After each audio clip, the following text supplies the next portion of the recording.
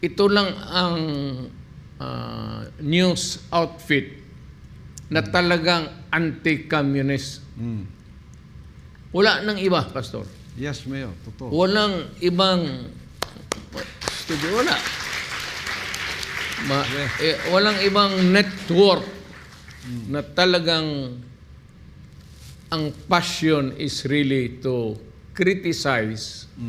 Hindi naman nasabihin mo na encouraging the military or the police to kill them. Hindi naman ganun. But you know, To inform the people.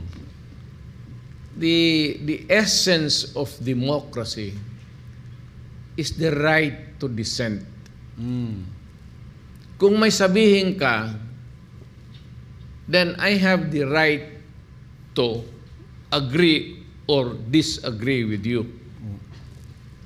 Kung dito naman ako, kayong nandyan, kung tanggalin mo yung right to dissent, then there is no democracy at all. Oo. Kung hindi ka na pwede Wala magsalita. the right to dissent. Oo. That's the very essence of democracy. Yun. Pinaginitan ka, Mayor, kung nagsasalita ka ng totoo, tulad ngayon, tapos, halimbawa, may gobyerno, ikaw pinaginitan dahil nagsasalita ka ng totoo. Wala nang democracy.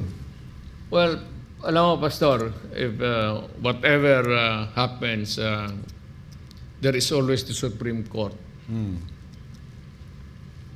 So, yun ang, then we can present your case na ganito.